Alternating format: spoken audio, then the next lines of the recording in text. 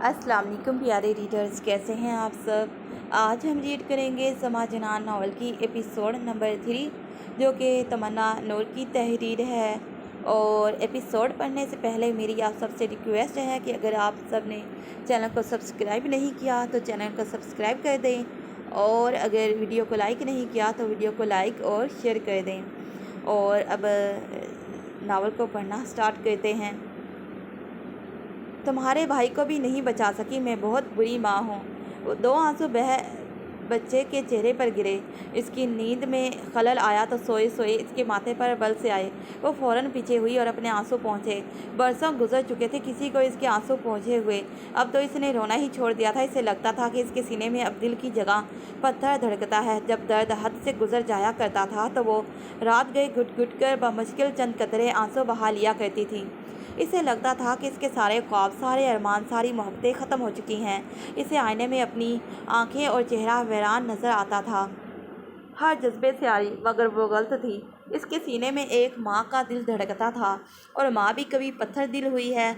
वो ज़ख्मी सा मुस्कुराकर इसके साथ लेट गई। इसका कंबल ठीक किया और इसका चेहरा देखने लगी। वो इसकी जानिब करवट लिए हुए था। एक हाथ अपने दाएं गाल के नीचे धरा था और दूसरा बाएं टांग पर। वो मुस्कुराई, बिल्कुल अपने बाबा की तरह। इसका दिल जैसे किसी ने कुचल डाला था, मगर वो रो ना सकी। इतने साल वो बहुत रोई थी, दिन रात रोई थी। इन बेज़मीर लोगों के लिए रोई थी जिन्होंने इसके मासूम बेटे की जान लेने की कोशिश की थी। एक बार नहीं, कई बार की थी। माज़ी से जान छुड़वाने की हर मुमकिन कोशिश करने के बावजूद वो बेरहम आवाज़ों से जान नहीं छुड़वा सकी थी। इस गुनाह की निशानी को मैं कभी जिंदा नहीं रहने दूंगा। सुना तुमने? तुम चाहे दुनिया के किसी कोने में भी चली जाओ, मैं तुम्हें और तुम्हारे इस गुनाह को ढूंढकर ख़त्म कर दूंगा। अपने हाथों से इस गलाजत के ढेर को ख़त्म करूंगा, ताकि तुम्हें सारी उम्र धोखा, बेवफाई और बेहयाई की सज़ा मिलती रहे। इसने सख्ती से आंखें मींची। कुछ नहीं होने दूंगी मैं अपने बेटे को। इसने जैसे इस नो अपनी कुव्वत को इकट्ठा किया और इस बेरहम आवाज़ को जवाब दिया था। वो पहले की तरह कमज़ोर नहीं थी, जो इन सब को अपने बेटे तक पहुंचने देती। इसके करीब होकर अपने साथ लगाकर बाहों का हिसार बनाया, फिर चुमा। मैं अब कमज़ोर नहीं हूँ, मैं तुम्हें कुछ नहीं होने दूंगी, मेरा बच्चा, मेरी जान, मेरा शहज़ादा। इसने जैसे माँ की बात सुन ली थी। वो सोते हुए ही मुस्कुरा दी और अपना टांग पे धरा हाथ इसकी गर्दन के गिर्द डाल दिया। वो इसकी मुस्कुराहट के लिए अपनी ज़िंदगी वार सकती थी। खुद से मज़ीद करीब करते हुए इसने एक बार फिर से बेखबर सोते हुए अपने नन्हे से शहज़ादे को चूमा था। गाड़ी का हॉर्न सुनते ही चौकीदार ने भागकर दरवाज़ा खोला। वो गुमसुम सी गाड़ी में बैठी थी। हाथ में कागजात का फोल्डर थमा हुआ था और गोद में बैग पड़ा था। इस शख्स ने जो ज़हनी अजियत इसे वाजिद भाई की मेहंदी की रात दी थी, वह हर गुजरते दिन के साथ मज़ीद बढ़ती जा रही थी। वो यूनिवर्सिटी में कुछ कागजात के लिए गई थी, मगर यूनिवर्सिटी की भीड़, पुराने क्लास फेलोज़ की मौजूदगी भी इसे इसके अल्फाज की बाज़गश्त की भुलाने में कोई मदद नहीं कर रही थी। इसे मालूम था कि जो इसने कहा है वो ज़रूर करेगा। इसे किसी सूरत इसका साथ मंजूर नहीं था। इसे इस घटिया शख्स से घिन आती थी। वो तो 2 हफ्ते पहले सिर्फ मेहंदी की तकरीब में शिरकत करके जा चुका था, मगर इसकी ज़िंदगी की थोड़ी बहुत भी खुशी और सुकून अपने साथ रह गया था। गाड़ी गैराज में खड़ी करके ड्राइवर ने दरवाज़ा खोला। बीबी जी घर आ गया। वो कुछ देर दरवाज़ा खोलकर खड़ा रहा था, मगर जब वो बिल्कुल इसी हालत में बैठी रही तो इसे बोलना पड़ा। इसकी आवाज़ पर चौंक कर वह बाहर की जानिब देखने लगी। इतनी जल्दी घर आ गया था और इसे पता भी नहीं चला था। आजकल वो गायब दिमाग रहने लगी थी। अपनी चीज़ें समेट कर वो तेज़ तेज़ कदमों से अंदर जाने लगी। वो बहुत थक गई थी, बहुत ज़्यादा। हमाइल खान से भाग भाग कर थक गई थी, मगर कबूल नहीं करना चाह रही थी, ना ही हार मानना चाह रही थी। घर के अंदरूनी दरवाजे में दाखिल होते ही इसने अपने कमरे की जानिब जाने के लिए सीढ़ियों का रुख किया। मुश्किल 2 सीढ़ियों का फासला तय हुआ होगा कि इसे भाई की ज़रा बुलंद आवाज़ सुनाई दी। अब्बू, ये क्या किया आपने? कम से कम किसी से मशवरा तो ले लेते। वह खफा खफा सा कह रहा था। तमला के बढ़ते कदम रुके। इसे भाई का ये लहजा अच्छा नहीं लगा था। वो इससे तो हमेशा दूर ही रहते थे। इसे किसी हकीर शय की मानिंद नज़रअंदाज करना, इसकी माजी की गलतियों को दोहरा कर इसके ज़ख्म और ना इनका मामूल था, लेकिन अबू के साथ इनका ये रवैया इसे बहुत तकलीफ दह लगता था। आजकल बिजनेस को लेकर कुछ गड़बड़ चल रही थी, नुकसान भी हुआ था, जिसकी वजह से अब्बू को 2 माह पहले हार्ट अटैक भी हुआ था। मगर नुकसान की तो भरपाई भी होने के बावजूद भी अब्बू और भाई के बीच बिजनेस को लेकर तकरार चलती रहती थी। इस बिजनेस के नुकसान से पहले दमला को लेकर बाप बेटे की नहीं बनती थी। कुछ महीनों पहले भाई के कहने पर एक प्रोजेक्ट शुरू किया गया जिसमें धोखा हो गया था और इन्वेस्टर्स ने अब्बू को पैसे की वसूली के लिए तंग करना शुरू कर दिया था। अब्बू भाई से बेहद खफा थे। उन्होंने अब्बू की मदद करने से इनकार कर दिया। इसी गम में इन्हें दिल का दौरा पड़ा, मगर वो ठीक हो चुके थे। इन्हें दिल का दौरा पड़ा तो इन लोगों के दिलों में अल्लाह ने रहम डाल दिया और उन्होंने कर्ज़े का एक बड़ा हिस्सा माफ़ कर दिया। बाकी कर्ज़ा आहिस्ता आहिस्ता चुकाया जा रहा था। नेज़ अल्लाह का करम हुआ और वह दिवालिया होने से बच गए। इनका कारोबार भी स्टेबल हो रहा था। बस अब्बू इतने सख्त लहजे में पहले कभी नहीं बोले थे। मुझे पता है तुम कितने पानी में हो और अगर खुदा न ख्वास्ता मुझे कुछ हो जाए तो मेरी बच्चियों के साथ क्या सलूक करोगे, मुझे ये भी पता है। इसलिए मैं वो फ़ैसला लूँगा जो मेरी दोनों बेटियों के मुस्तकबिल के हक़ में बेहतर होंगे। हर बाप चाहता है कि इसकी बेटियों का मुस्तकबिल महफूज हो और मेरा ये फ़ैसला है मेरी बेटी के हक़ में बेहतरीन है। ये मेरा अटल फैसला है। तुम अपनी बीवी को भी समझा दो। दमला उलझ गई। वो क्या बात कर रहे थे, कुछ सर पैर समझ ही नहीं आ रहा था। आपकी बेटी ने तो जैसे बहुत अच्छे गुल खिलाए हुए हैं। आप भूल गए होंगे वो सब, लेकिन मैं नहीं भूला। ख़ानदान की इज़्ज़त आपकी इस बेटी ने ही मट्टी में मिलाई थी और इसमें आप मुस्कान को क्यों घसीट रहे हैं। इस बेचारी ने तो बस इनकी नाराज़गी से भरपूर आवाज़ सुनाई दी। तुम्हारे लिए होगी वो बेचारी। मुझे पता है तुम्हें ऐसी पट्टियाँ कौन पढ़ाता है, लेकिन याद रखना जब तक ज़िंदा हूँ अपनी बेटियों को अज़ाबों में नहीं धकेलूँगा। तुम्हारे या अपने बिजनेस के फ़ायदे के लिए मैं अपनी बेटी को नहीं बेचूँगा। तुम्हें क्या लगता है जो माँ बेटी मेरी दमला को इसके वालिदैन की मौजूदगी में ताने सुनाती हैं, इसे अपने अल्फाज से ज़हनी टॉर्चर देती हैं, वो इसे बाद में चैन लेने देंगी। इसे कुछ भी समझ नहीं आई थी कि अब्बू क्या बोल रहे हैं, मगर इसके दिल को तसल्ली हुई कि अब्बू ने इसे माफ़ कर दिया है। इनके दरमियान काफ़ी फासले आ चुके थे। वो इसकी हरकत की वजह से इससे खफा ज़रूर थे, मगर भाई की तरह इससे नफ़रत नहीं करते थे। यही चीज़ इसके लिए बहुत पाकबाज है ना आपकी बेटी, जिसके करतूत जानने के बाद आपके पसंदीदा लोग तो जैसे इसे रानी बनाकर रखेंगे ना। भाई की बातें वो जितनी भी इग्नोर करती, इसके दिल को हमेशा दुखाया दिया करती थी। इसके पुराने नासूर ज़ख्म फिर से हरे हो जाते थे। कि इसके किरदार के मुतालिक बातें तो अलग थी, मगर इसकी परेशानी मज़ीद बढ़ गई। ये सोच सोच कर कि वो किस बारे में बात कर रहे हैं। इसे अब आयशा से पूछना था कि माजरा क्या है। वो दौड़कर सीढ़ियाँ चढ़ने लगी। जो मर्ज़ी आए करें, इसने भाई को कहते हुए सुना। दिल धक धक कर रहा था और किसी अनहोनी की खबर दे रहा था। आयशा, इसने एक ही आवाज़ दी तो वह न जाने कहाँ से नाजिल हुई और आंधी तूफान की तरह इसे कंधों से पकड़कर गोल गोल घुमाने लगी। इसकी सारी फाइल्स और बैग वगैरह गिर गई। आपी आपी आपी, oh my God, oh my God, I can't believe this. आपी, इसे गले लगाते हुए वो उछल कर खुशी और जज्बात में कह रही थी जैसे कोई छोटी सी बच्ची हो। चक्कर आ गए हैं मुझे, बेवकूफ़, हटो। इसने अपनी पागल सी बहन को खुद से अलग किया। आपको यकीन नहीं आएगा आज सुबह क्या हुआ। वो इसे यूँ बता रही थी जैसे अब्बू और भाई की लड़ाई कोई खुशी की बात हो। पागल तो तुम पहले ही थी, मगर अब पागलों की सरदार भी बन गई हो। भाई और अब्बू नीचे लड़ रहे हैं और तुम्हें खुशी सूझी हुई है, इसने थोड़े खफा से लहजे में कहा और नीचे झुककर फाइल उठाई। भाई और भाभी को तो हर खुशी की बात में भंग मिलाना होती है, इनकी कौन सुनता है। असल बात तो सुने मिस दमला जी। वो आखिरी जुमला कहते हुए थोड़ी शरारती सी नज़रों से इसे देखने लगी। बकवास कर भी दो, कब से दिमाग खाए जा रही हो। इसे मालूम था कोई फजूल बात ही होगी जिस पर मिस आशी साहबा पागल हुए जा रही हैं। गैस करें, हिंट देती हूँ, वो मुस्कुराते हुए शरारत से बोली थी। नहीं, तुम ऐसे ही बता दो। इसे अपनी बहन की बचकाना हरकतों में नहीं पड़ना था, इसलिए अपनी सारी चीज़ें समेट ली थी। बक भी दो आशी। इसने फोल्डर इसके कंधे पर मारते हुए कहा। ओहो बन्नो जी, इतनी बेसब्री मत दिखाओ, सब्र करो। अच्छा एक गाना है, अगर आपने गेस कर लिया ना तो आपको मान जाऊंगी और आपको आपके सवाल का जवाब भी मिल जाएगा। आंखें घुमाते हुए इसने हंसकर आयशा को देखा। बोलो, दमना ने हाथ बांधते हुए कहा। आयशा ने गला खनकारा तो अर्ज़ किया है। लारशा पे खावर दा कमीज़ तोर माला रोड़ा, ताज़ा ताज़ा गलोना दी माला रोड़ा। इसने पश्तो में उल्टा सीधा गाना गाने की कोशिश की, जो कि इन दोनों ने मिलकर कुछ अरसा पहले सुना था। दमला को समझ नहीं आई थी क्या मतलब। इसके माथे पर शिकने उभरी थी। اوہ آپ ہی کتنی بیوقوف ہیں آپ. چلیں ٹھیک ہے، ایک اور ہنٹ سنیں. زندگی میں تھی تجھ سے خوشی، چراغوں میں تھی تجھ سے روشنی، میری ہر خوشی تجھ سے جڑی، اب کہیں نہیں چین دو گھڑی، تجھ کو ڈھونڈوں میں کہاں، جانان جانان جانان جانان. اس نے بڑے مزے سے سست روی کے ساتھ گانا ختم کیا. دملہ کی سانسیں اٹکنے لگیں. پہلے پشتو گانا، پھر پختون کلچر پر بنی اردو فلم کا گانا. ایک چیز مشترک تھی، پختون. وہ سمجھ تو گئی تھی مگر ماننا نہیں چاہ رہی تھی. اس کے منہ سے ایک لفظ تک ادا نہ ہو سکا. وہ یکٹک بس عائشہ کو دیکھے گئی. اوہو ابھی بھی سمجھ نہیں آیا. عائشہ نے اپنا سر پیٹ لیا. آخری ہنٹ اوکے. وادی عشق سے آیا ہے تیرا شہزادہ. اس نے دملہ کی دونوں گالیں کھینچتے ہوئے کہا. اس کا دماغ بھک سے اڑ گیا. حمائل. اس کی فائل سے نیچے گری اور یکدم ہی اس کے منہ سے اس کا نام پھسلا. عائشہ کا منہ کھلا کا کھلا رہ گیا. اس نے آنکھیں پھاڑے اسے گھورا، پھر حیرت و خوشی کے ملے جلے جذبات کے ساتھ وہ چیخی. آپ کو پتہ تھا؟ او مائی گاڈ! اس کا مطلب کہ وہ اسی لیے آئے تھے.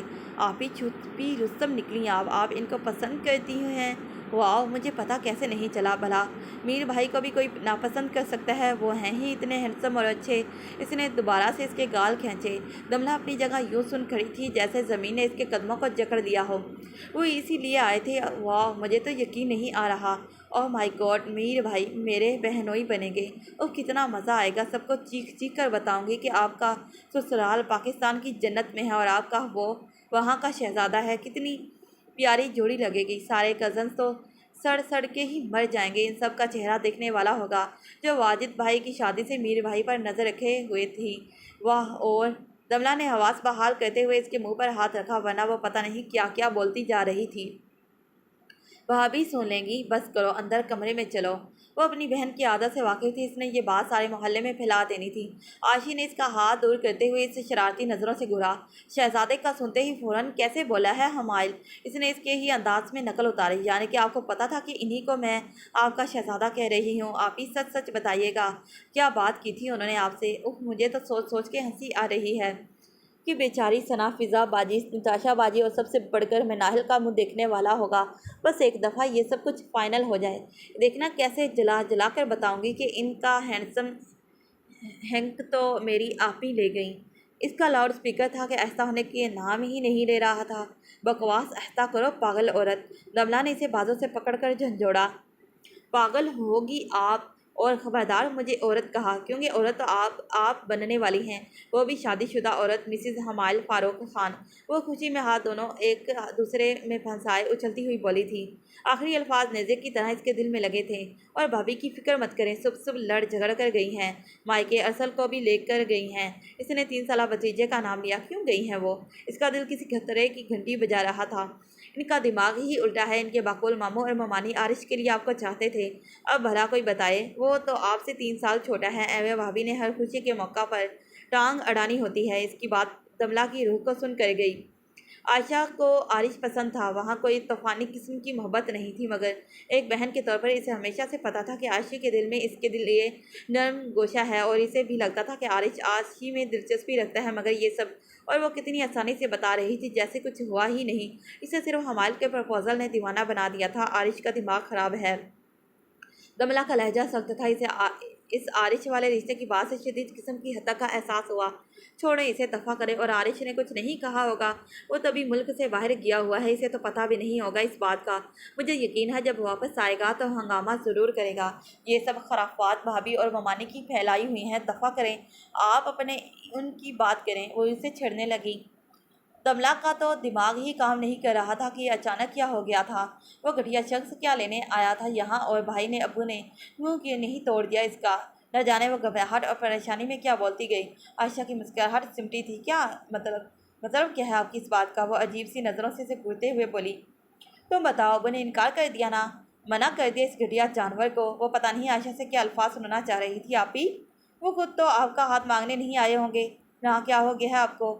بھی جان آغا جان اور ارباز بھائی آئے تھے اور آپ یہ کس طرح کے الفاظ استعمال کر رہی ہیں میر بھائی کے لیے؟ وہ خوشی تو بھول ہی گئی تھی. بھاڑ میں گیا تمہارا میر بھائی. جو پوچھا ہے وہ بتاؤ. ابو نے کیا کہا؟ انکار کر دیا نا؟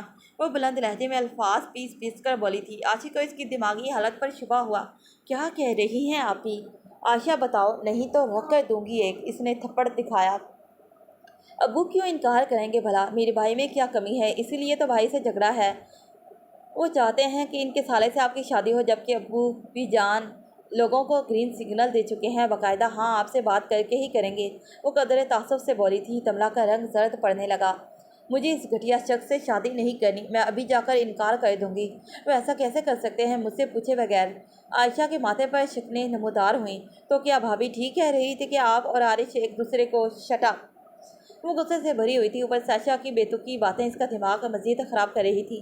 میں مر جاؤں گی مگر اس سے شادی نہیں کروں گی، ان دونوں سے نہیں۔ سنا تم نے؟ عائشہ کو اس کے بھڑکنے کی وجہ سمجھ نہیں آ رہی تھی۔ میں ابھی جا کر ابو کو… وہ نیچے جانے لگی تو عائشہ نے اس کا بازو تھام کر اسے روکا۔ دماغ خراب ہو گیا ہے آپ کا؟ میری بات سنیں، ابھی ہمارے ابو ہمارے لیے دنیا سے لڑ رہے ہیں۔ اس شادی میں بھائی بھابھی کا اپنا فائدہ ہے، ذرا سوچیں۔ اس گھر میں ابو کے ہولڈ کے باوجود بھابھی کیا کیا نہیں کرتی آپ کے ساتھ۔ وہ لوگ آپ کے حوالے سے ابو کو نیچا دکھانا چاہتے ہیں تاکہ اس گھر میں مسکان بھابھی اور ممانی کو کنٹرول مل جائے۔ ابو دور کا سوچ رہے ہیں، آپ بھی تو سوچیں نا، وہ بڑوں کی طرح سمجھا رہی تھی۔ وہ غصے سے بھری ہوئی تھی، اوپر سے عائشہ کی بیتوقی باتیں اس کا دماغ مزید خراب کر رہی تھیں۔ میں مر جاؤں گی مگر اس سے شادی نہیں کروں گی، ان دونوں سے نہیں۔ سنا تم نے؟ عائشہ کو اس کے بھڑکنے کی وجہ سمجھ نہیں آ رہی تھی۔ وہ نیچے جانے لگی تو عائشہ نے اس کا بازو تھام کر اسے روکا۔ دماغ خراب ہو گیا ہے آپ کا؟ میری بات سنیں، ابھی ہمارے ابو ہمارے لیے دنیا سے لڑ رہے ہیں، اس شادی میں بھائی بھابھی کا اپنا فائدہ ہے۔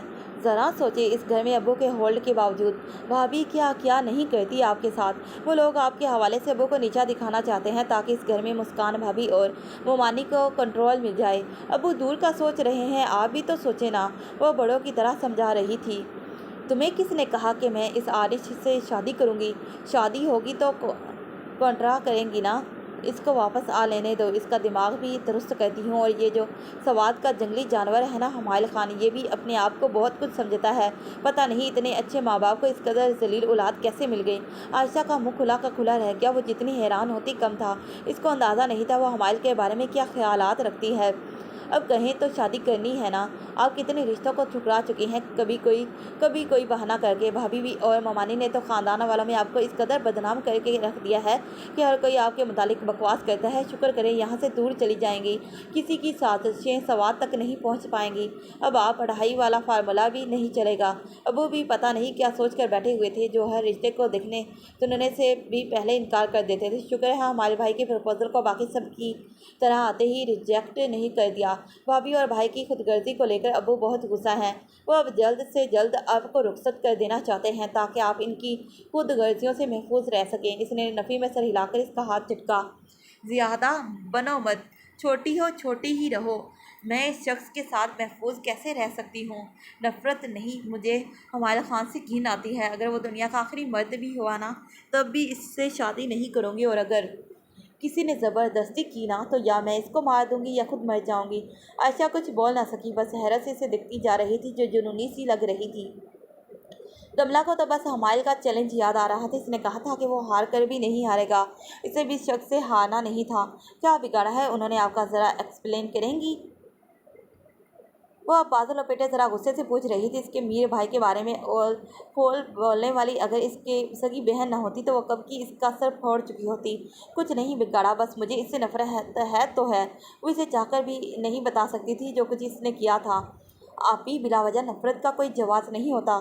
کچھ تو کیا ہوگا انہوں نے، کوئی بات، کچھ بھی، جو آپ کی دوستی کو اس قدر نفرت میں بدل گئی۔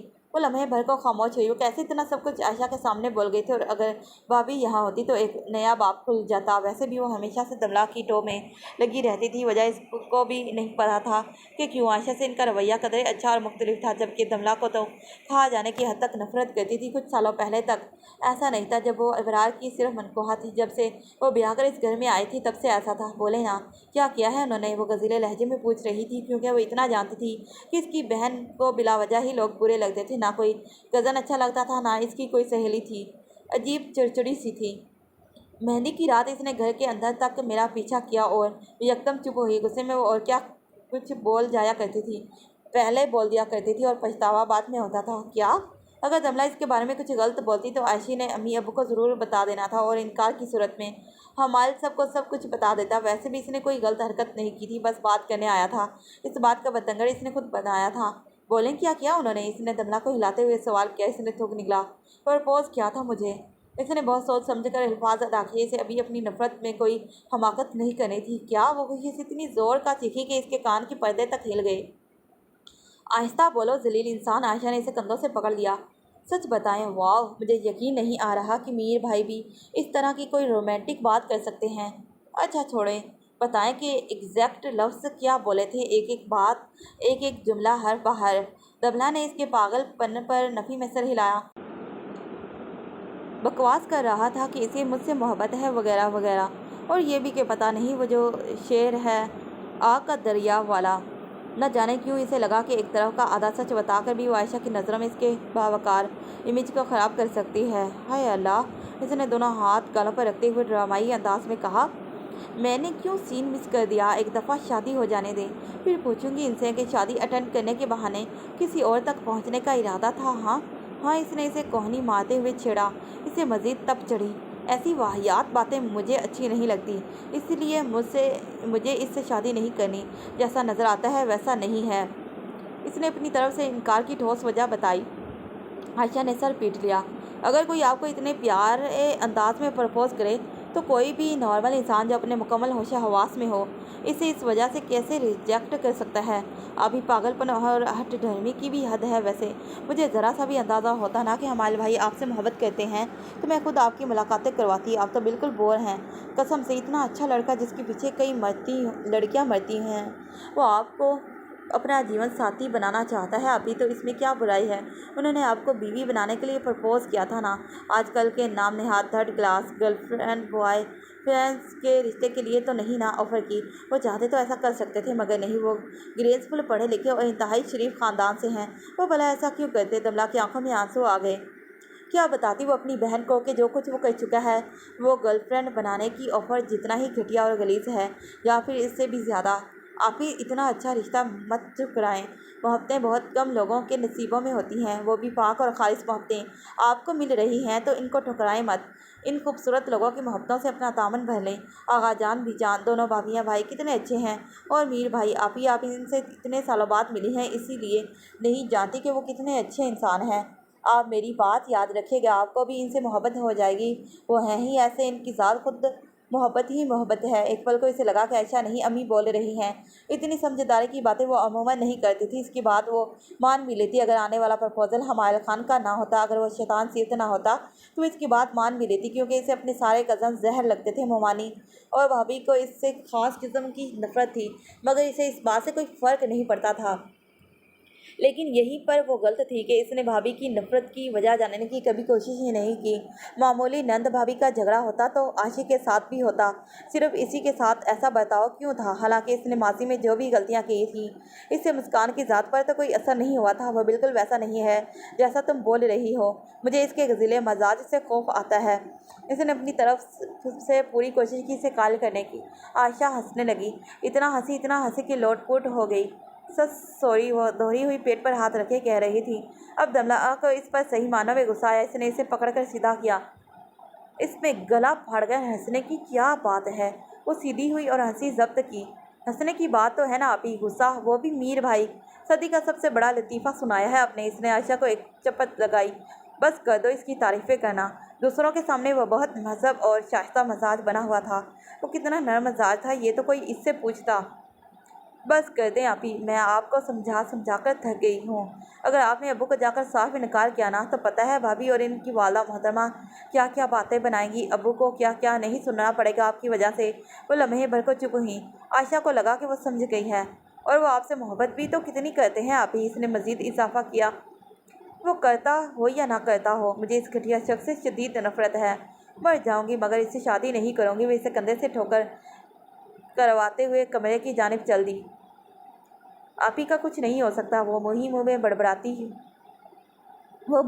بڑبڑائی تھی۔ سیڑھیوں سے نیچے کھڑا کوئی ان کی باتیں سن چکا تھا۔ حمائل خان، اور یہ میں جانتی تھی کہ ایسا ہوگا، مگر دیکھتی ہوں اس کی وہاں شادی کیسے ہوتی ہے۔ اس لڑکی کو اور اس حمائل خان کو خون کے آنسو نہ رلایا نا تو میرا نام بھی مسکان جاوید نہیں۔ اس نے مٹھیاں بھیجی۔ دملہ اپنے کمرے میں بیٹھی بس اس پروپوزیشن کو سر پر سوار کیے بیٹھی تھی، اس بات سے بے خبر کہ قسمت اس کی تباہی کا باب لکھنا شروع ہو چکی ہے۔ اس کے دماغ میں پھر وہی رات فلم کی طرح ریوائن ہونے لگی تھی۔ میں تمہیں جان سے مار دوں گی، مجھے گھر چھوڑ کر آؤ، اسے جھنجھوڑتی ہوئی وہ چلا رہی تھی۔ تم نے سنا نہیں، مجھے گھر چھوڑ کر آؤ۔ ابھی وہ بالکل خاموش کھڑا تھا، جیسے اسے اس کی آواز سنائی ہی نہ دی رہی ہو۔ اتنے گھٹیا کیسے ہو سکتے ہو تم، بولو۔ وہ اتنی دیر سے چلا رہی تھی، اب اسے نکاح سی محسوس ہونے لگی تھی۔ وقت کیا ہو رہا تھا کچھ پتہ نہیں تھا، بس اتنا یاد تھا کہ وہ اس وقت سے بھوکی تھی جب گھر سے نکلی تھی۔ یہ چادر پکڑو۔ اس نے غور کیا کہ وہ سیاہ چادر اپنے ساتھ لایا تھا جس پر اس نے غور نہیں کیا تھا۔ اسے چہرہ اچھی طرح ڈھک کر تیار ہو جانا، کچھ لوگ آئیں گے۔ اور اسے زبردستی چادر تھماتے ہوئے وہ ٹھہر ٹھہر کر بول رہا تھا جیسے الفاظ مشکل سے ادا کر رہا ہو۔ اور کیا، اس کا دل کسی انہونے کی خبر دے رہا تھا۔ نکاح ہے ہمارا، اس نے الفاظ کا ایٹم بم گرایا تھا۔ وہ اپنی جگہ ایک لمحے کو ساکت سی رہ گئی اور اس کے الفاظ کو سمجھنے کی کوشش کرنے لگی جو ابھی ابھی اس کے سر کے اوپر سے ہی گزرے تھے۔ کیا؟ میں دہراؤں گا نہیں، نکاح کے بعد تمہیں گھر لے چلوں گا، کچھ دیر تک قاضی صاحب آئیں گے اور چند گواہان، میں نہیں چاہتا ان کے آگے تمہاری شناخت ظاہر ہو۔ چپ چاپ چہرہ ڈھکو اور بکواس بند کرو۔ وہ پوری قوت سے چلائی اور چادر اس کے منہ پر پھینکی تھی۔ میں تم سے کوئی نکاح نہیں کر رہی، مجھے میرے گھر چھوڑ کر آؤ ابھی اور اسی وقت، ورنہ میں تمہاری جان لے لوں گی۔ اس نے خود پر قابو پاتے ہوئے اس کی جانب دیکھا۔ جو کچھ ہونا تھا ہو چکا، جو کچھ تم نے کرنا تھا وہ کر چکی، اب مجھے جو کرنا ہے میں وہ کروں گا۔ مجھ سے بحث مت کرو اور چپ چاپ مار ڈالوں گی میں تمہیں۔ سنا تم نے، دور رہو مجھ سے، میں سب کو بتاؤں گی کہ تم کتنے گھٹیا انسان ہو۔ میر، اس نے چیختے ہوئے اس کی بات کاٹی، میں تم سے نکاح نہیں کروں گی، سن رہے ہو؟ وہ آنکھیں بند کیے اس کی باتیں سنتا رہا۔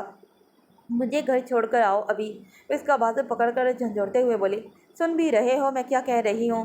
ہمائل نے آنکھیں کھولی۔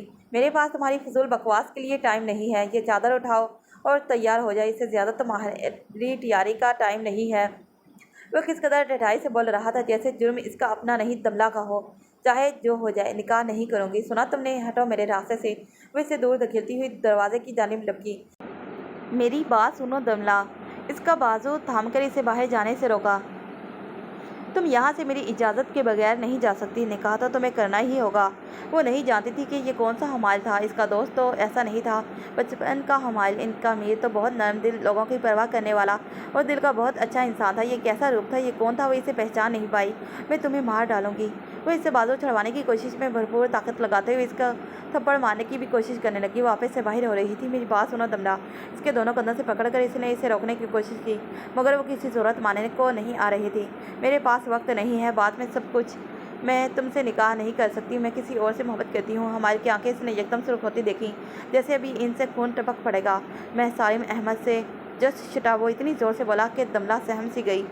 اب اسے یقین ہو چکا تھا کہ وہ اپنے بچپن والے میر سے نہیں کسی وحشی درندے سے بات کر رہی تھی۔ اس کا چہرہ اور آنکھیں یوں لال ہو چکا تھا جیسے وہ ضبط کی آخری حدود کو چھو رہا ہو۔ جسٹ شٹ اپ، اس کا دل زور زور سے دھڑکنے لگا۔ اگر تم نے ایک دفعہ بھی اور اس بغیرت کا نام لیا تو تمہیں اور اسے دونوں کو جان سے مار دوں گا، سنا تم نے؟ دیکھتا ہوں تم کیسے نکاح نہیں کرتی، ایسے تو ایسے ہی صحیح۔ وہ یکٹک اسے دیکھتی گئی جیسے اسے پہچاننے کی کوشش کر رہی ہو کہ وہ کون ہے۔ اس کا بازو پکڑ کر وہ اسے دروازے سے پرے لے گیا اور نیچے گری، چادر اٹھا کر اس کے اوپر ڈالی۔ 5 منٹ ہے تمہارے پاس، صرف 5 منٹ، وہ جبڑے بہتے ہوئے بولا تھا۔ میں مار ڈالوں گی تمہیں، اس نے باقی مادہ قوت اکٹھی کرتے ہوئے کہا۔ کیا کہا؟ مار ڈالو گی مجھے، اتنی ہمت ہے؟ وہ خود کو جب بے بس سا محسوس کرنے لگی تو اسے اس سے خوف سا محسوس ہوا۔ میرے ماں باپ میرا انتظار کر رہے ہوں گے، پلیز مجھے جانے دو۔ وہ اسے دھمکیاں نہیں دے پا رہی تھی، سو منت سماجت پر آ گئی۔ اوہ، وہ احتراز انداز میں ہنسا۔ کاش یہ بات تم نے گھر کی دہلیز پار کرنے سے پہلے سوچی ہوتی۔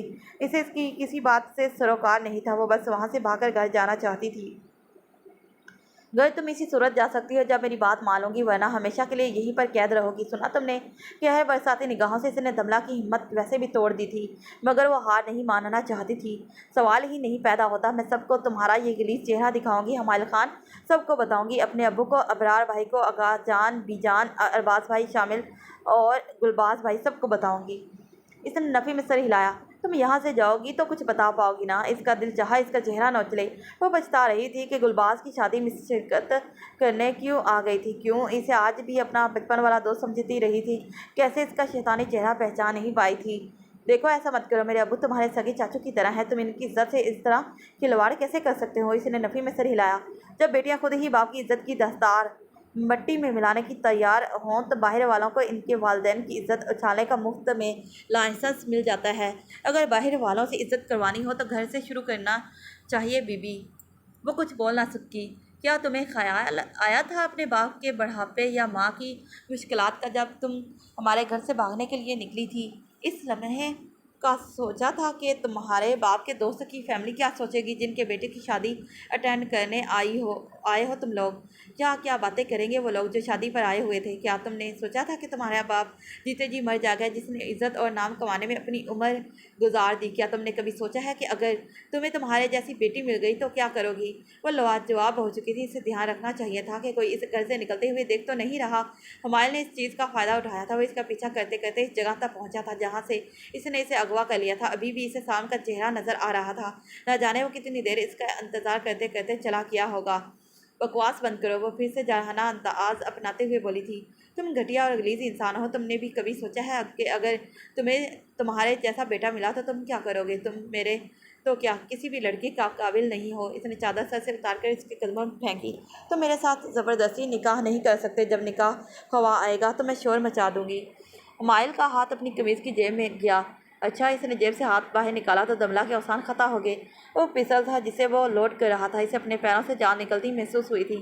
اب بھی بولو کہ میری بات نہیں مانو گی؟ اسی لمحے وہ اپنی طاقت کے نشے میں دھت کر شیطان لگا تھا جسے اس کے آنسوں سے کوئی سروکار نہیں تھا۔ وہ کوئی فرعون تھا جو اپنی طاقت کمزور پر نکال رہا تھا۔ تم مجھے نہیں مار سکتے، میں نے تمہارا کیا بگاڑا ہے؟ منوی میں سر ہلانے لگا۔ اس ڈرامے کا ٹائم نہیں ہے۔ اس نے پسٹل کی نوک اس کی پیشانی پر رکھی۔ دملہ کا دل بند ہونے کو تیار تھا اور وہ اپنی جگہ سے خوف کے مارے ہل نہیں پائی۔ میر، یہ کیا کر رہے ہو؟ پیچھے کرو اسے۔ وہ خوف کے مارے آنکھیں میچے اس سے منتیں کرنے لگی۔ اگر چاہتی ہو کہ اس میں سے نکلنے والی گولی تمہارے سر کو پار نہ کرے تو میری بات مان لو، ورنہ یہیں شوٹ کر کے دفن کر دوں گا اور تمہارے گھر والوں سے کہوں گا کہ تم کسی لڑکے کے ساتھ بھاگ گئی ہو۔ اس کی آنکھیں سرمے سے پھٹی کی پھٹی رہ گئی، ہاتھ کپ کپانے لگے۔ بہت وقت ضائع ہو چکا ہے، اس نے بائیں کلائی میں بندھی گھڑی سے وقت دیکھتے ہوئے کہا اور پھر اس کی جانب متوجہ ہوا۔ میں تمہاری بات نہیں مانوں گی، سنا تم نے؟ مجھے گھر چھوڑ کر آؤ۔ وہ دوبارہ چیخی تھی مگر اس سے بے پناہ خوف محسوس ہو رہا تھا۔ اس کی ہمت ہتھیار ڈال چکی تھی۔ آواز نیچی رکھو۔ وہ سہم کر ذرا سے پیچھے ہٹی تو اس نے پھر سے پسٹل اس کے سر پر ٹکا دی۔ سوری، مگر تم نے کوئی اور آپشن چھوڑا ہی نہیں تھا، لیکن اب تمہارے پاس بھی کوئی اور آپشن نہیں ہے۔ اس لیے چپ چاپ نکاح کے پیپرز پر سائن کرو، باقی معاملات بعد میں ڈسکس کریں گے۔ اگر کچھ گڑبڑ کی تو یاد رکھنا یہاں پر قتل بہت عام بات ہے۔ اس نے پسٹل اس سے دور کی اور دروازہ پھر سے لاک کرتا ہوا چلا گیا۔ دملہ کو تو سمجھ ہی نہیں آئی تھی کہ اس کے ساتھ ہو کیا گیا تھا۔ لرزتے قدموں سے وہ چادر کی جانب بڑھی اور اسے اٹھا کر ڈریسنگ ٹیبل تک آئی اور اپنا عکس دیکھا۔ اس کا چہرہ زخموں کی وجہ سے سجا ہوا تھا، سر پر پٹی بندھی تھی۔ اگر اس کی عزت بچ گئی تھی تو ان زخموں کا یہ مطلب تھا کہ اس نے اسے تشدد کا نشانہ بنایا تھا۔ کیسا وحشی اور ذہنی مریض تھا۔ اس نے لرزتے ہاتھوں سے چادر لپیٹنا شروع کی تو اپنی بے بسی پر بے انتہا رونا آیا۔ وہ وہاں اس وحشی کے رحم و کرم پر اکیلی تھی، جہاں نہ اس کا کوئی ہمدرد تھا نہ غم گسار۔ کچھ ہی دیر کے بعد وہ نکاح خواہ اور چند لوگوں کے ساتھ اس کمرے میں آیا تھا۔ دملہ احسن شفیق، کیا آپ کو ہمایوں فاروق خان کے ساتھ اپنا نکاح بعوض 70,000 روپے حق مہر سکہ راج الوقت قبول ہے؟ وہ گھر سے یہ سوچ کر نکلی تھی کہ وہ اب تک سالم کی زندگی میں اس کی بیوی کے طور پر شامل ہو چکی ہوگی، مگر یہاں تو قسمت اس کے پلے ہمایوں خان کو باندھ رہی تھی۔ خود پر ضبط کرتے ہوئے اس نے اپنی قسمت کے سامنے ہتھیار ڈال دیے تھے۔ وہ اس کی زندگی کی سب سے بھیانک رات تھی جب ہمایوں فاروق خان اس کے شوہر کی حیثیت سے اس کی زندگی میں شامل ہوا تھا۔ سب کے چلے جانے کے بعد اس نے کمرہ دیکھا تو باہر سے لاکڈ تھا۔ اس نے چادر اتار پھینکی اور غصے میں چیزیں پٹکنے لگی۔ اس کا دماغ ابھی تک یہ سب قبول نہیں کر پا رہا تھا۔ اس نے اللہ سے شکوے شروع کر دیے تھے۔ اس کا دماغ جیسے بالکل کام کرنا چھوڑ گیا تھا۔ اسے اس شخص سے اس قدر نفرت ہو چکی تھی کہ اس کے مرنے کی دعائیں کرنے لگی تھی۔ وہ یہ کہہ کر گیا تھا کہ جلدی ہی وہ اسے گھر پہنچا دے گا، مگر بہت دیر ہو چکی تھی اور وہ اب تک نہیں آیا تھا۔ نہ جانے وہ کیا کرنے والا تھا۔ وہ گھٹنوں میں سر دیے فرش پر بیٹھی اپنی قسمت پر ماتم کر رہی تھی جب اسے قدموں کی آواز آئی۔ وہ اٹھ کر دروازے کی جانب بھاگی۔ مجھے گھر چھوڑ کر آؤ ابھی۔ دروازہ کھلتے ہی جب وہ نظر آیا تو وہ بھاگتی ہوئی اس تک آئی تھی۔ اس نے کمرے کی حالت دیکھتے ہوئے اسے تنقیدی نظروں سے گھورا۔ بے جان چیزوں پر اپنا غصہ اتارنے سے کوئی فائدہ نہیں۔ وہ بولا تو کچھ دیر پہلے والا ہمایوں نہیں تھا۔ اس کا لہجہ اب نارمل ہو چکا تھا، جیسے کچھ ہوا ہی نہ ہو۔ مجھے تم سے کوئی بات نہیں کرنی، ابھی کہ ابھی مجھے گھر چھوڑ کر آؤ۔ وہ بے صبری سے انتظار کر رہی تھی کہ ابو کے گلے لگ کر انہیں سب کچھ سچ بتا دے۔ میری بات سنو، وہ پرسکون سے انداز میں گویا ہوا۔ گھر والوں کے سامنے جا کر تم ایسا کچھ نہیں کہو گی جس سے ہماری زندگیوں پر کوئی منفی اثر ہو۔ اس نے آنسو صاف کرتے ہوئے اسے کاٹدار لہجے میں کہا۔ زندگی پر منفی اثر؟ زندگی میں مزید کچھ برباد ہونے والا رہ گیا ہے؟ تم تو بری ہو جاؤ گے اور میرا کیا ہوگا میری زندگی کا؟ ہمایوں خان، میں بتاؤں گی سب کو۔ سب کو بتاؤں گی کہ تم کس قدر گھٹیا اور شیطان صرف درندے ہو۔ وہ پرسکون سا کھڑا رہا۔ تمہاری زندگی برباد نہیں ہوگی، یہ میرا وعدہ ہے۔ اس کا دل چاہا کچھ اٹھا کر اسے دے مارے۔ ایسی گھٹیا حرکت کرنے کے بعد بھی اس میں اتنی ہمت تھی کہ وہ اس کے سامنے پر اعتماد کھڑا یہ بول رہا تھا، باہر میں جاؤ تم اور تمہارے وعدے، مجھے میرے ابو اور امی کے پاس جانا ہے ابھی۔ وہ ڈر بھی رہی تھی کہ کہیں وہ پھر سے گن نہ نکالے، وہیں جا رہے ہیں، لیکن پہلے کچھ شرائط سن لو۔ کچھ نہیں سننا مجھے، نہ تمہاری کوئی شرط ماننی ہے، مجھے ابھی کے ابھی گھر چھوڑ کے آؤ۔ وہ اس کی بات کاٹتے ہوئے بولی، نکاح جیسے بھی ہوا ہے، جن بھی حالات میں ہوا ہے، سچ یہی ہے، تم اب میری بیوی ہو، میری عزت ہو۔ جتنی جلدی اس بات کو قبول کر لو گی تمہارے لیے اتنا ہی اچھا ہے، مگر فکر مت کرو، رخصتی تمہاری پڑھائی مکمل ہونے کے بعد ہی ہوگی۔ جتنا چاہو پڑھ سکتی ہو، جاب کر سکتی ہو، مجھے کوئی ایشو نہیں ہے۔ وہ بے یقینی سے اس شخص کی جرأت کو دیکھ رہی تھی جسے یہ یقین تھا کہ وہ اس کے ساتھ زندگی گزارنے کو تیار ہو جائے گی۔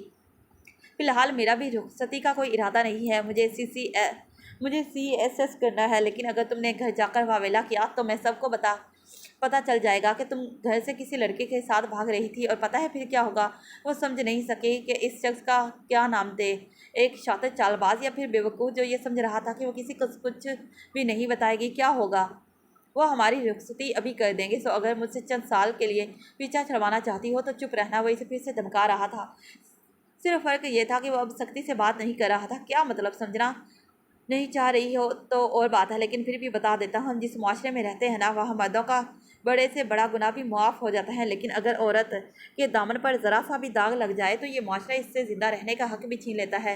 لوگ مجھے کچھ دن ملامت کر کے بھول جائیں گے، مگر تم برباد ہو جاؤ گی۔ تم نے اب تک جو کچھ بھی کیا میں وہ کبھی نہیں دہراؤں گا، مگر میں یہ ہرگز برداشت نہیں کروں گا کہ میری بیوی کسی غیر مرد کی منتظر رہے یا اپنی عزت کو داؤں پر لگا دے۔ اس لیے آئندہ میں تمہارے منہ سے اس لعنتی انسان کا ذکر نہ سنوں۔ جو کچھ بھی تھا ماضی تھا، میں تمہارا حال ہوں اور مستقبل بھی۔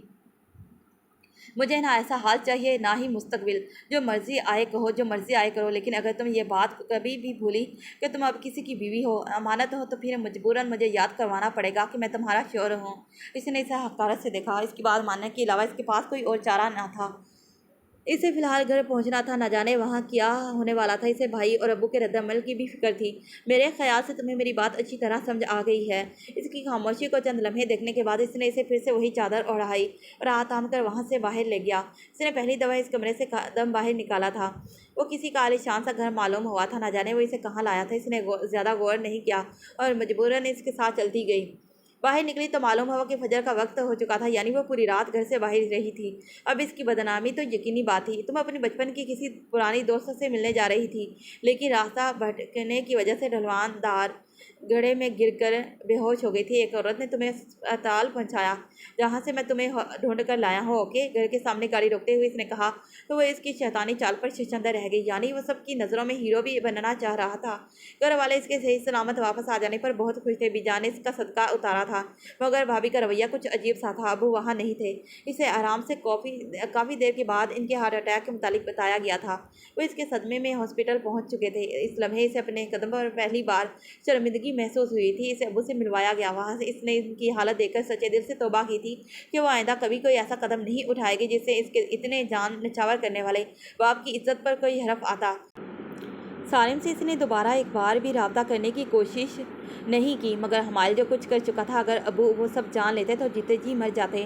گلباز کی شادی میں کوئی مسئلہ نہ ہو، اس لیے وہ سب واپس لاہور چلے گئے تھے، جہاں عائشہ اپنے ماموں کے ہاں رہ رہی تھی، کیونکہ وہ اسکول سے چھٹیاں نہیں لینا چاہتی تھی۔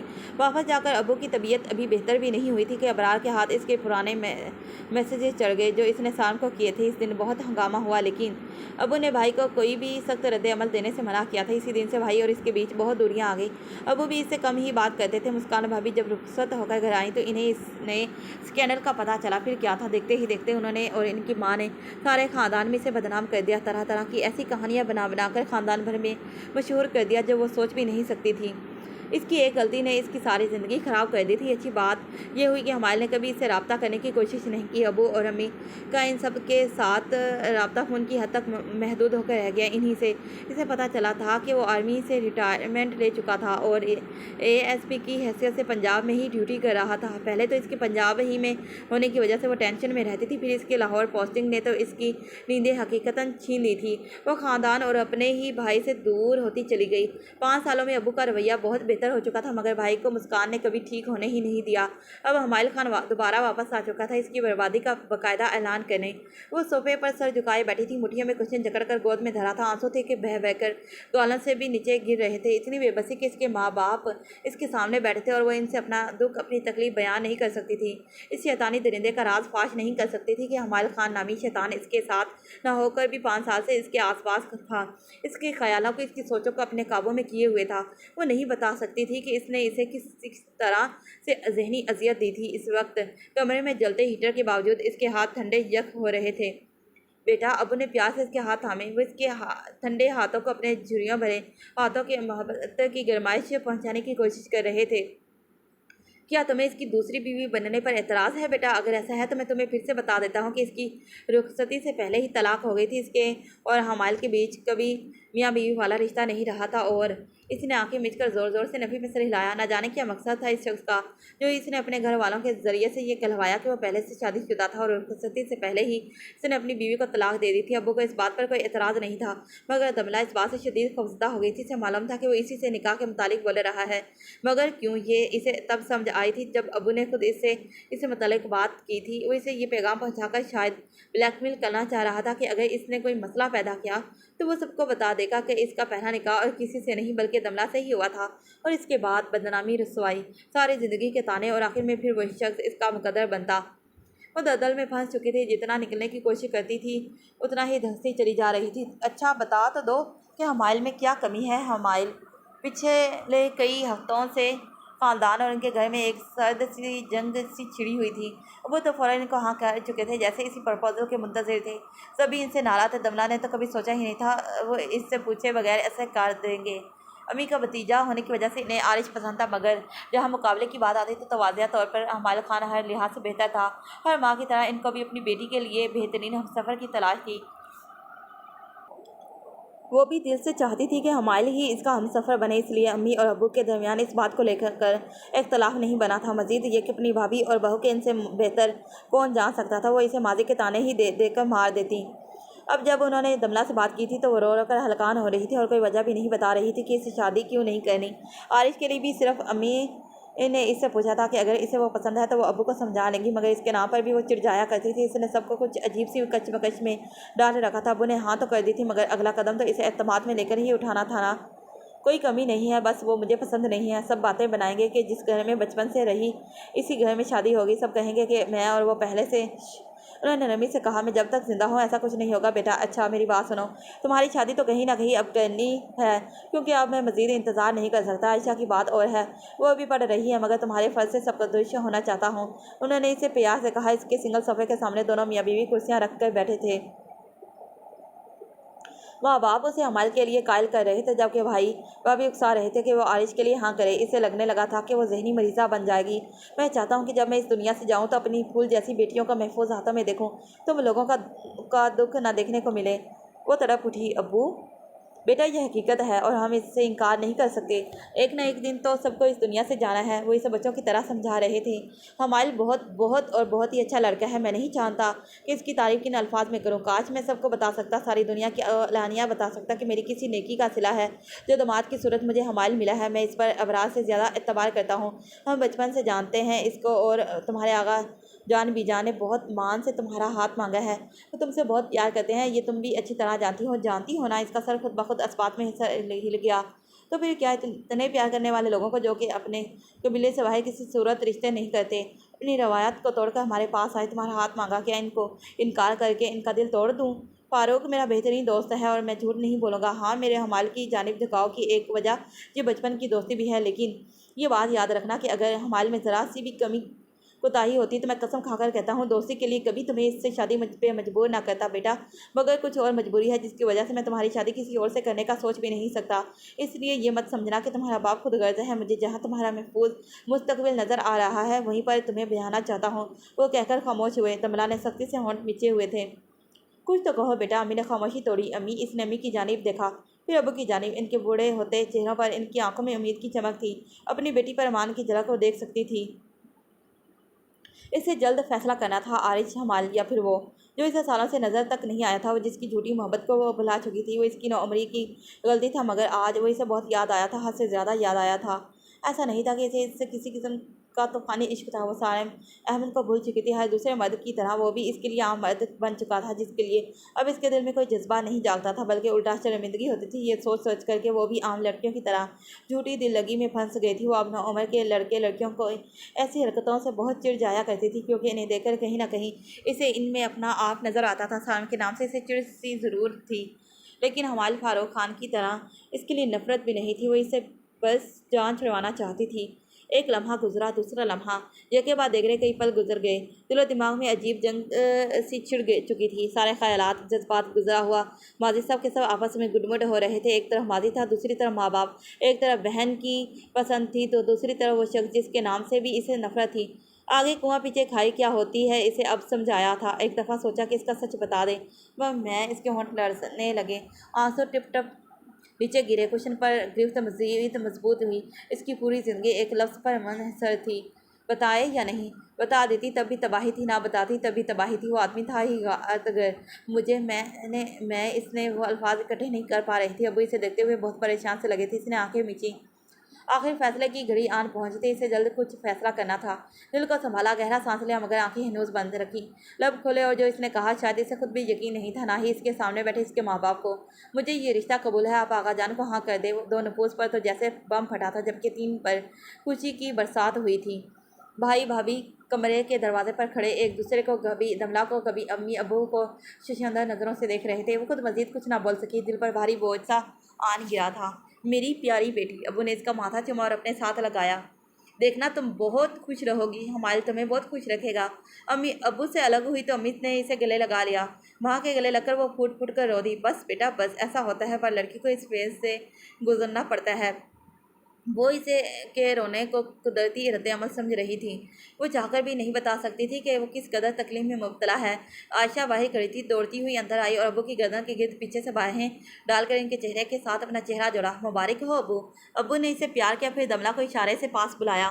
वो धीरे धीरे चलते हुए इनके पास आई और इनके सामने घुटनों के बल बैठकर इनकी गोद में सर रख दिया। ओ अल्लाह, मेरी बच्चियों को दुनिया जहाँ की खुशियाँ दे, कभी आंखों में आंसू ना आने दे। अबू ने इसके सर पर बोसा दिया। आमीन। अम्मी ने नम आंखों से मुस्कुराकर अपनी बेटियों को देखा, जो इनके लिए आज भी छोटी छोटी गुड़ियों से खेलने वाली बच्चियां थीं। हर माँ बाप चाहते हैं कि इनकी औलाद, ख़ासतौर पर बेटियों की ज़िंदगियां जन्नत से कम ना हो। वो नाजों से पलते हैं, पढ़ाते लिखाते हैं, इंतहाई सोच समझकर रिश्ते करते हैं, शादियाँ करते हैं, और इसके बाद ससुराल वाले, माशरे वाले इन्हीं नाजों पली नाजुक गुड़ियों पर ज़मीन तंग कर देते हैं। एक के दूसरे से बहुत मुख्तलिफ नसीब आने वाली इन दोनों बहनों की किस्मत में जो एक बात मुश्तरक थी, वो थी दर्द, तकलीफ, इज़्ज़तें जो इनकी मुंतज़िर थी। अब की हमाल के लिए हाँ कर देने के बाद वो लोग आए और सादा सी रस्म के बाद सिर्फ घरों वालों की मौजूदगी में इसके हाथ पर इसके नाम की अंगूठी पहना गई। ये रस्मी मंगनी थी जिसमें किसी खास तकरीब का एहतमाम नहीं किया गया था। ख़ानदान वालों की मुखालफत भी इस छोटी सी रस्म की वजह थी। इसके बाद घर का माहौल पहले से भी ज़्यादा खिंचा खिंचा सा हो चुका था। भाई और मुस्कान भाभी यूँ रह रहे थे गोया वो इनका घर ही ना हो। दमला खुद को हद दर्जे तक नॉर्मल रखने की कोशिश कर रही थी, मगर वो हमाल खान के साथ ज़िंदगी गुजारने के भयानक तस्वर को चाहकर भी नॉर्मल अंदाज में नहीं ले पा रही थी। इसने अपना फ़ोन तक बंद कर दिया था, किसी कज़न को कुछ नहीं बताया था। वो जानती थी जो इसका मजाक मेहंदी वाली रात उड़ा रही थी, अगर इन सब तक ये खबर पहुँची तो कितनी हद तक अमेज़ बात होगी। वो सब तो यही कहेंगी कि पहले बहुत बड़ी बड़ी बातें कर रही थी कि वो इसे पसंद नहीं, मगर अब तो शादी के लिए हाँ कर चुकी है। अगर बात सिर्फ मंगनी तक रहती तो फिर भी कदर काबिल कबूल होती, मगर वो दिसंबर में शादी करना चाह रहे थे। अभी सितंबर का वस्त चल रहा था। अबू अम्मी को इस बात पर कोई एतराज़ नहीं था। आयशा थी कि पागल हुए जा रही थी कि कब शादी की तैयारियां शुरू करेगी। इस सब में एक अच्छी बात यह थी कि शख्स ने वाजिद की मेहंदी की रात के बाद इससे किसी किस्म का कोई रब्ता नहीं किया था। वो इस बात से खुश होने की बजाय परेशान हो चुकी थी कि कहीं वो कुछ और मनसूबेबाजियाँ तो नहीं कर रहा। नाश्ते की टेबल पर मामूली की तरह सुनाटा था। वो खोई खोई सी थी और कब से प्लेट को महज घूरे जा रही थी। अबू और अम्मी कब से ये नोट कर रहे थे, मगर कुछ कहा नहीं। शायद वो समझ रहे थे कि इसकी परेशानी की वजह भाई और भाभी की नाराज़गी है। दमला बेटा खाना खाओ। ये क्या कब से नवाले के साथ खेल रही हो। अम्मी अबू की मरकज़ी कुर्सी की दाएं जानिब बैठी थी, इनसे दूसरी कुर्सी पर दमला, फिर आयशा, जबकि अबरार और मुस्कान बाएं जानिब बैठा करते थे। अरसल को नाश्ता आया जी करवाया करती थी। खा रही हूँ अम्मी, इसने बेदिली से एक नवाला मुंह में डालते हुए कहा। अबू ने बगौर सबके चेहरे को देखा, शायद वो कोई बात कहना चाहते थे। फारूक और सांगा भाभी कल सवार से आ रहे हैं। बगैर तहमीदी जुमलों के उन्होंने अपनी बात कही तो सब नाशा छोड़कर इनकी जानिब मुतवज्जा हुए। अबरार और मुस्कान के चेहरों पर नागवारी का एक अक्स फैल गया जिसे सब देख सकते थे। दमला के अलावा इनकी नाराज़गी की किसी को कोई परवाह नहीं थी। दोनों ने एक दूसरे के साथ अजीब सी निगाहों का तबादला किया। शादी की डेट फिक्स करने वो दमला की जानिब देखने लगे, जैसे इन्हें अबरार और मुस्कान की मौजूदगी का इल्म ही ना हो। शादी की बात ने इसके चेहरे का सारा रंग निचोड़ दिया था। वो हार रही थी और हमायल खान जीत रहा था। अबरार कुर्सी से खड़ा हो गया। मुस्कान, आज आने में थोड़ी देर हो जाएगी, डिनर तक इंतज़ार मत करना, वो बुलंद आवाज़ से कहता हुआ माँ बाप को देखे बगैर वहाँ से चला गया। माँ आखिर माँ थी, इसका यूँ नाश्ता अधूरा छोड़कर जाने पर दुखी हो गई थी। बेटा भूखा था तो वो खुद कैसे खा सकती थी। उन्होंने महसूस भी नहीं होने दिया और अपना नाश्ता भी छोड़ दिया। अब वो कॉलेज का टाइम हो गया है। आयशा ने जल्दी जल्दी ख़त्म करते हुए दूध का गिलास लबों से लगाया और 2 घूंट में सारा पी गई। अरे आराम से पागल, अम्मी ने इसे टोका। इसने गिलास खाली करके टेबल पर रखा तो इसके होंठ के ऊपरी हिस्से पर दूध की लकीर सी बन गई थी और इसे पता भी नहीं चला था।